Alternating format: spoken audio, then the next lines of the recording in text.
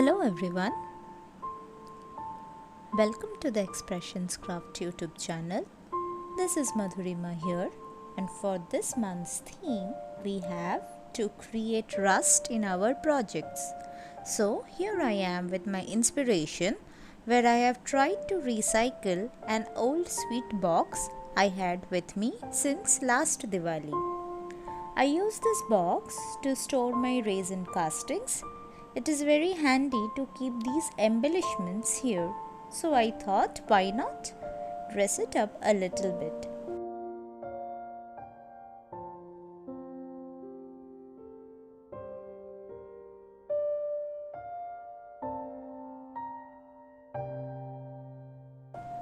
For that, the first step as usual is to prime it up with gesso.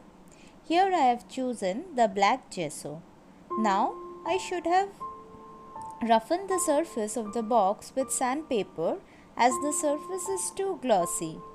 But I was unable to find my sandpaper, so I had to apply around 3 to 4 coats of the gesso to ensure the surface is fully covered. For the box lid, I will be using this honeycomb 6x6 stencil along with the white sand ground textured paste. The base of this paste is sort of a gel consistency, one with small sand-like particles embedded in it.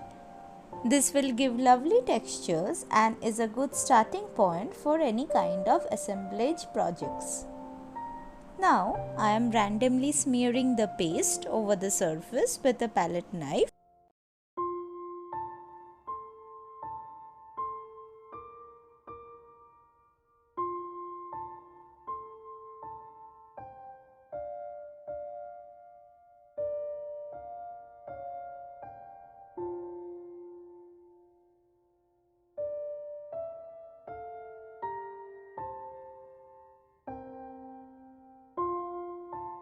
Once dried up, I will use the crackle texture paste along the corners and sides of the box to give it a more old and weathered look. This too I will apply with a palette knife.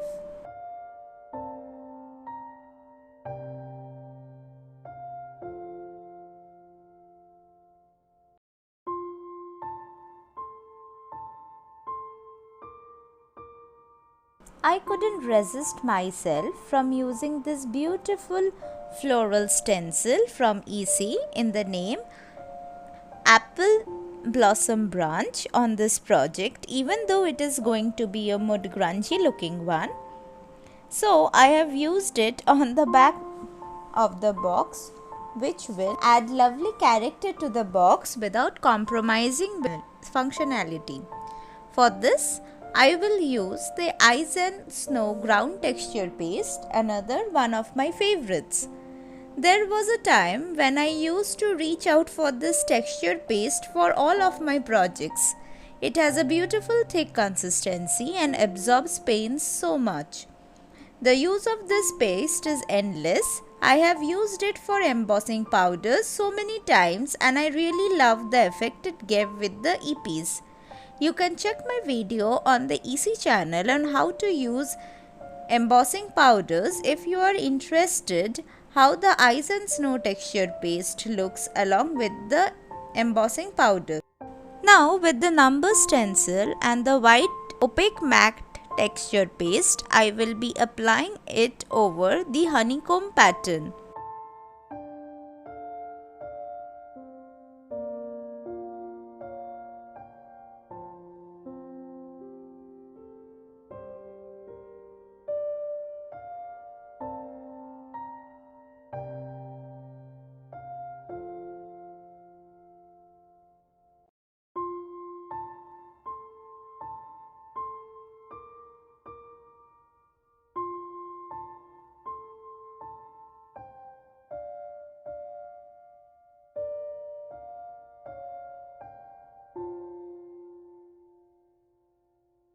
Then I will give a generous coat of black gesso over the entire box.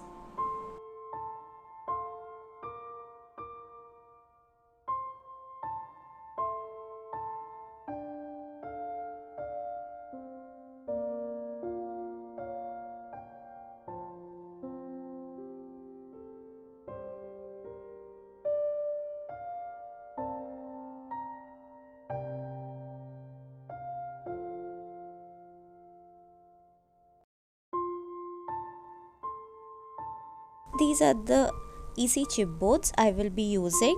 I have a more steampunk and grungy theme going in my mind for this one. So we'll be using this distressed geary arrows 2 chipboard. Leftovers of this gear set 3 chipboard set. I love to use the negative of these chipboards for my projects as they add quite interesting textures.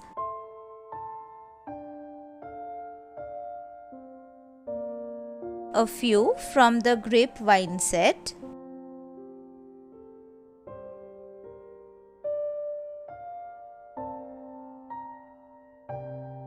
The purely script chippies.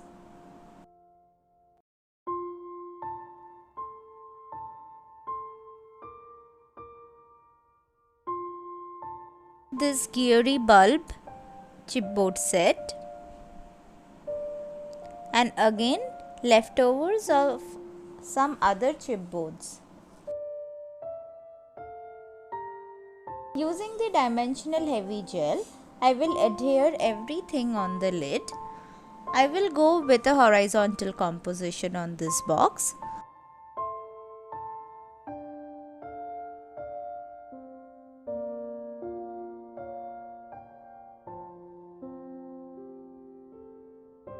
Working in layers helps to build the visual interest little by little and will create more textures to your projects. I will be balancing my project both on the left and right side with the same type of embellishments.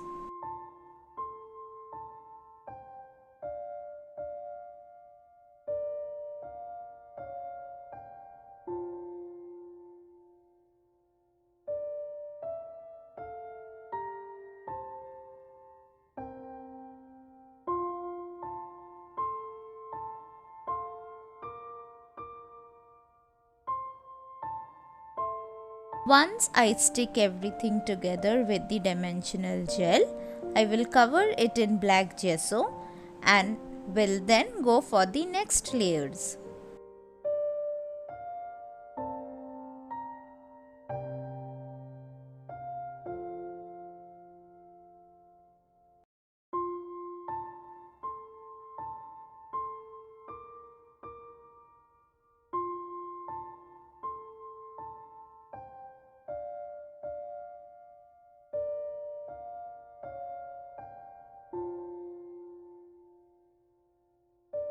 I will be altering the layers with chippies and clay embellishments.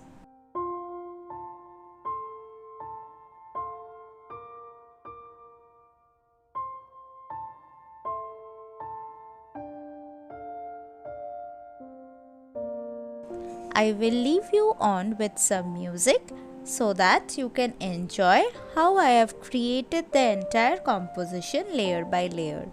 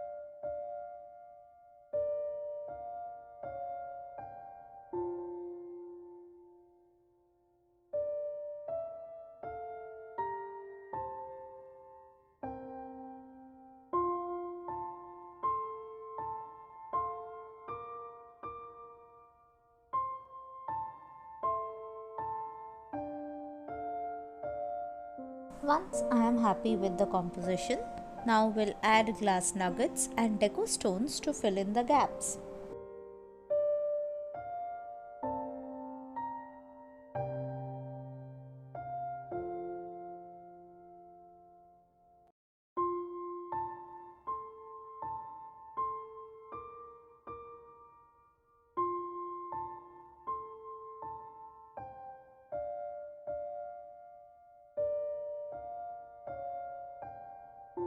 Here is how the project looks so far.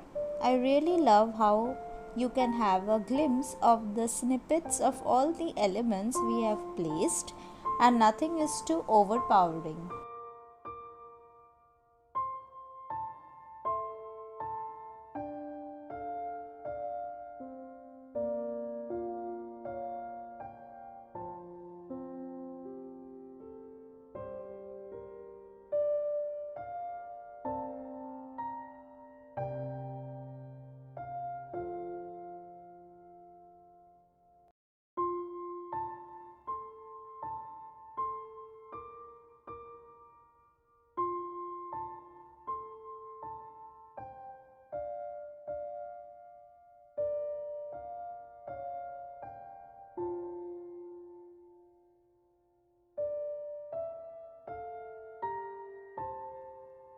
And here is how the back of the box looks like.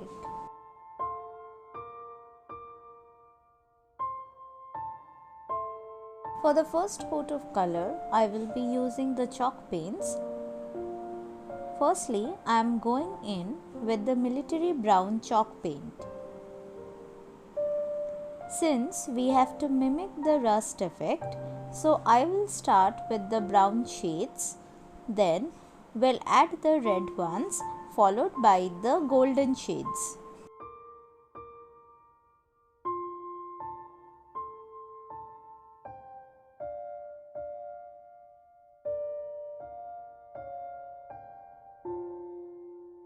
To add in more shadows, I will use the Choco truffle Chroma burst. These are pigment colors which get activated in contact with water or any other aqueous mediums.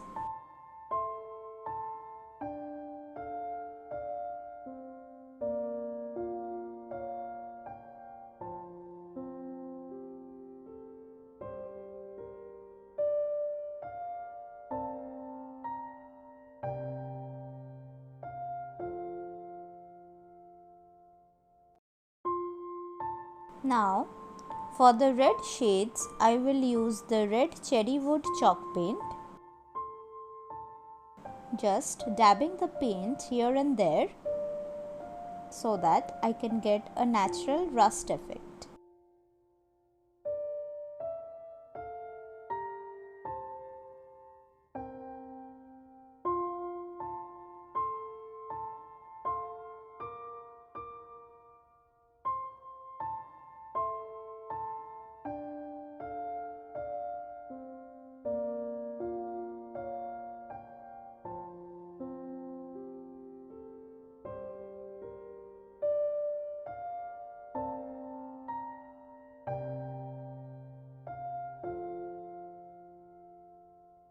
Next up, I will be using this cranberry kiss Chroma burst,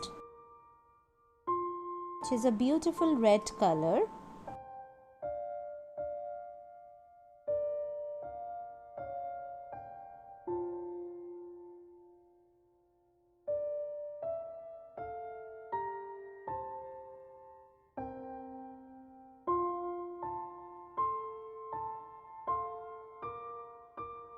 Along with the old metal rust Chroma burst to enhance the shades of red.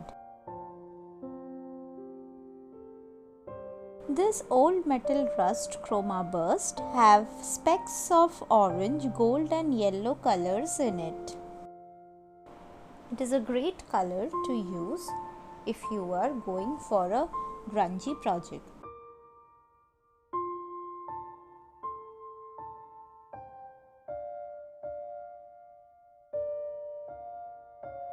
For the yellow color, I will use the pale sunset gold chalk paint along with the golden glow Chroma burst.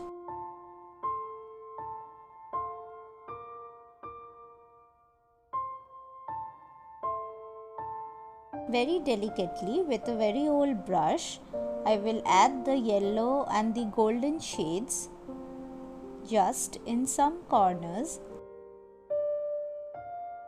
Once I dab the colors over the project, I will spray it with a spray bottle so that it can flow just like watercolors.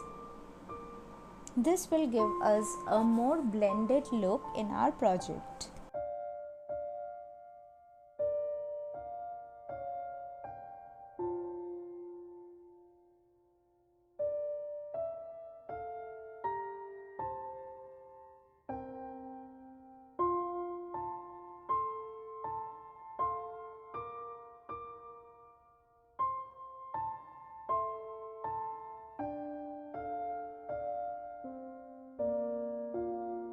To add a bit of orangish shade, I will be using the bright carnival light Chroma burst as well.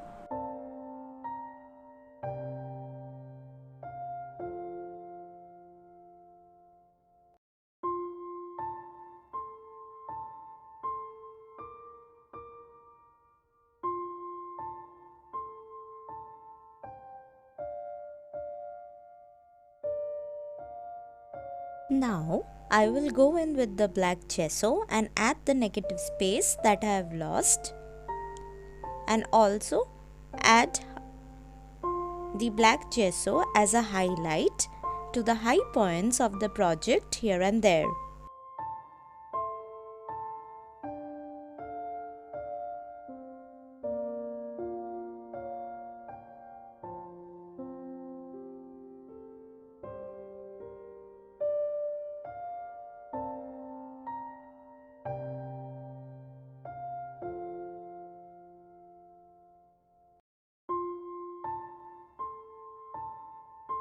Once dried, I will use a metallic wax from my stash and will add a bit of highlight.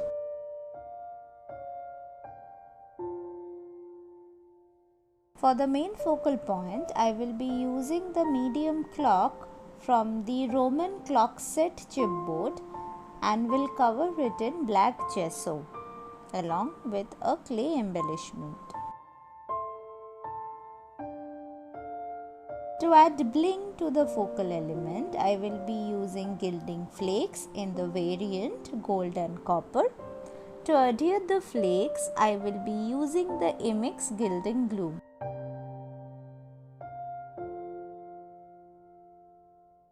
To apply, I will add a thin coat of glue on the embellishment and dry it off with the heat tool. Once dried, the glue becomes very sticky and it then allows us to apply the flakes with our fingers wherever required.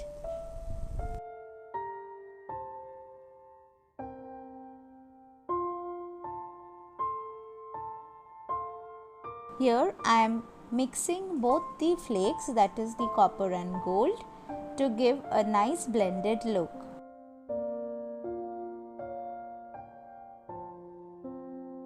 Once I am happy with the placement of the flakes, I will be using a dry brush and generously scrub the surface of the embellishment and the chipboards to brush off the excess flakes.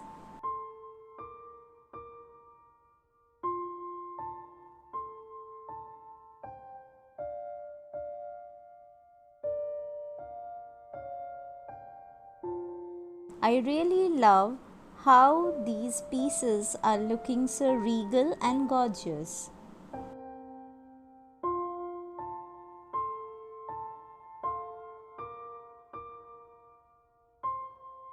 Finally, to finish off, I will add the focal point to the project.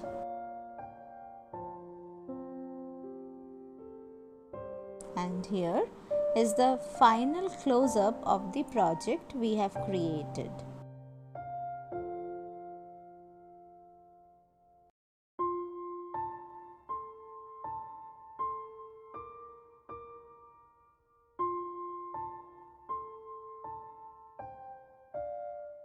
I hope you have been inspired by my project today.